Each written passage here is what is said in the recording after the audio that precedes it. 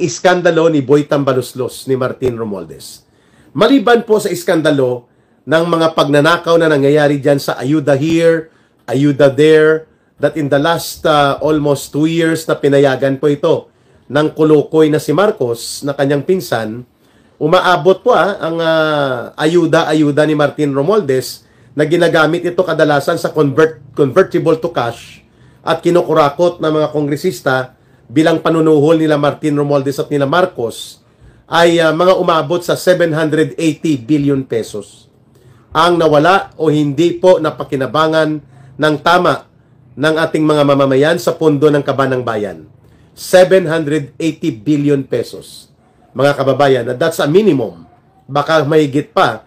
Hindi pa kasama ang pork barrel that in the period alone of 2024, umaabot po sa mga 270 billion ang pork barrel nila Martin Romualdez na kinakatay nila bilang pundo na pinanggagalingan ng diskarte at pangungurakot ng mga alipores nila. Ngayong taon po sa 2025 na sindikato budget, 470 billion pesos. And no less than the Philippine Chamber of Commerce and Industry, isa po ito sa respetado na grupo ng mga negosyante at mga industrial leaders sa pagninegosyo sa Pilipinas ay nababahala at naiskandalo sa ganon kagarapal po na uri ng diskarte nila Martin Romualdez na palusutin po ang 470 billion pesos na pork barrel upang katayin, parang baboy talaga, no, kinakatay, ang pondo upang ipartida-partida sa pangungurakot. Karamihan ng pondo na ito, mga flood control project na walang control, may baha pa rin. At ang nangyayari po, bulsa nila ang binabaha ng pagnanakaw ng Kabanang Bayan. So hindi pong iskandalo na yan ang pag-uusapan natin. Ito po, ang bagong iskandalo na nabulgar. Ngayon, na ipinost po sa Facebook account, openly, ni Attorney Glenn Chong, kung saan binabanggit po niya na si Martin Romualdez ay nakipagsabwatan kay Chairman George Garcia at sa COMELEC para palusutin muli ang kanyang asawa na umupo bilang kongresista. Diba, hindi siya kontento na isang district lang ang hawak niya sa Tacloban. At ayun lang ang nakakakuha ng pork barrel at nakakakuha ng pondo. Bagamat mataas, no, umaabot sa billion-billion din ang mga pondo na kukuha ni Martin Romualdez by being the Speaker of the House. Hindi pa siya kontento, mayroon siyang party list na tinatawag na tingog party list, no? Tingog ng mga magnanakaw, ang yan ang ibig sabihin yan eh. Hindi naman yan tingog ng mamamayan, no? Kundi tingog is voice, no? Ang ibig sabihin po ng tingog ng mga magnanakaw, tingog ng mga buaya, no? Ang kanyang party list na tingog party list ay nakakuha po yan ng nakaraang eleksyon ng 2 seats. So equivalent sa halos 3 distrito o mahigit pa. Kasi ang party list po, ang kanyang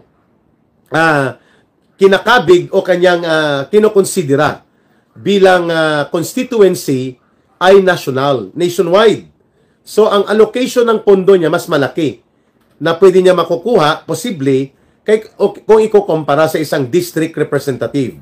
So, mantakin mo representative na si Martin Romualdez, doon sa distrito niya, ang asawa niya at ang kanyang aso na si Jude Asidri ay representative din sa party list. So, 3. And we're talking about 2022 to 2025. Okay? Ngayon, ang ginawa niya, negosyo niya sa party list, kinasabwat ang COMELEC according to the revelations and expose ni Attorney Glenn Chong. Ano pong ginawa niya? Pinatakbo niya ang tingog ng mga magnanakaw party list at inilagay niya si Yeda na asawa niya. By the way, sa hindi pa nakakaalam, si Yeda Romualdez po ay chairperson ng Committee on Accounts habang Speaker of the House si Martin Romualdez. Ano pong ibig sabihin yan? Conjugal dictatorship po yan. Ang pundo at kapangyarihan ay kontrolado lamang ng dalawa, ni Martin Romualdez at ng asawa niya. Kasi pag ikaw ang chairperson o chairman ng Committee on Accounts, sa iyo po dumadaan ang approval ng pagpaparelease ng mga pondo na gusto mong ibigay sa mga kongresista. Hindi sila makakakuha ng pondo, proyekto, o kaya mga perks na ipinamumudmod mula sa pondo at Kabanang Bayan na ginagamit at nilulustay at winawaldas nila Martin Romualdez at nila Marcos as if pera nila ito.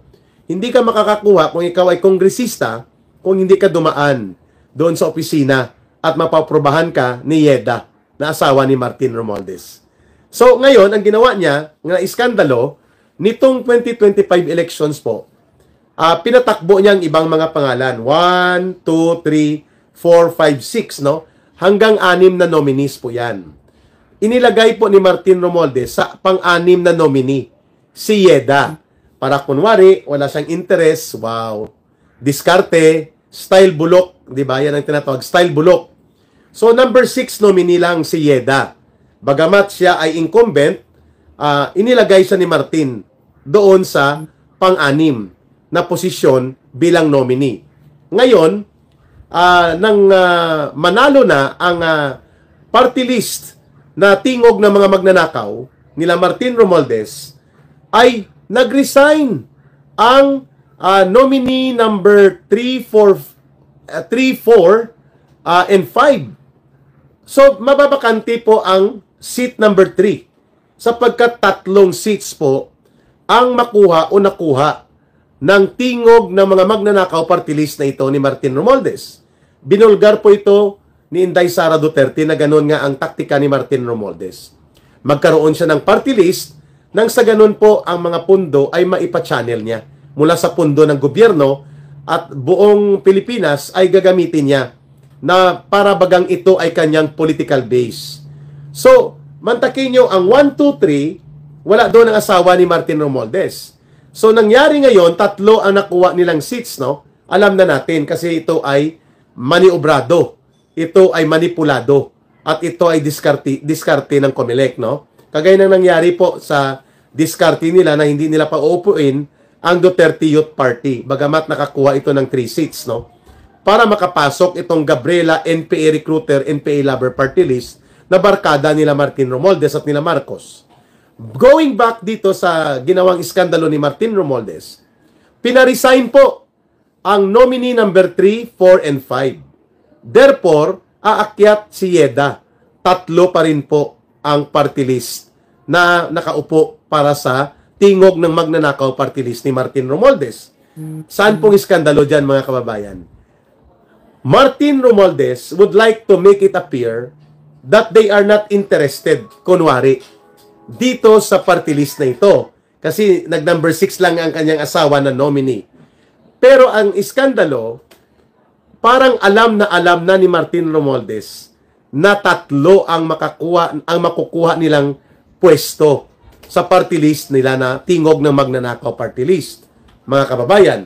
Kaya, sinasabi ni Atty. Glenn Siong, hindi niya inilagay sa number 3 o number 2 si Yeda para itago, kunwari, na siya ay hindi interesado na ang kanyang asawa ay uupo sa tingog ng magnanakaw party list. No? Bagamat nakaupo na ito noong taong 2022 to 2025. Saan pong diskarte dito?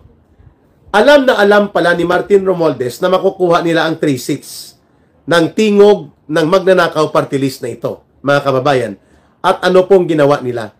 Pinaresign nila ang number 3, 4, and 5 nominee. Therefore, ang nakalagay ngayon na nominee na papasok na sa number 3 slot ay si Yeda Romualdez. Wow! Bravo! Bravo! Tambaloslos, no? Pero nagkamali po siya ng niloloko. Sapagkat ito ay makikita at makikita pa rin ng taong bayan. Ibig sabihin po, planado. Ibig sabihin po, mayroong diskarte ahead of the elections noong 2025 May sapagkat alam na alam ni Martin Romualdez na makukuha nila ang 3 seats para sa tingog ng magnanakaw party list. And so therefore, ang ginawa niya para hindi halata, diskarte style bulok, pina number 6 muna ang kanyang asawa. Anyway, alam naman na si George Garcia at ang sindikato ng COMELEC ay kayang palusutin ito. Kagaya ni Benny Abante na banal na aso santong kabayo, hindi nanalo sa eleksyon, pero nanalo sa COMELEC. Sindikato talaga.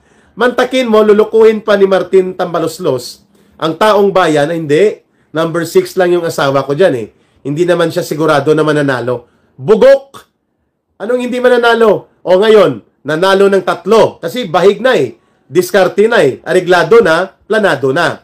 ng COMELEC na sindikato sa pangunguna ni George Garcia. Ngayon, anong nangyari? Ito, si Yeda ngayon ay upo pa rin bilang asawa ni Martin Romualdez na tingog ng magnanakaw party list. At malamang sa malamang siya pa rin ang hahawak ng Committee on Accounts. Para doon po ang daluyan, lusutan, bigayan at maniobrahan ng mga pondo na kanilang dinidiskarte at kinukulimbat mula sa kaban ng bayan sa utos, of course, ni Martin Tambaluslos at sa pangungunsinte ni Marcos Jr. Wow, ang galing ano? Nag-resign ang nominee number 3, 4, and 5 para akyat ulit at balik bilang kongresista sa party list na tingog ng magnanakaw party list. Itong si Yeda na asawa ni Martin Romualdez.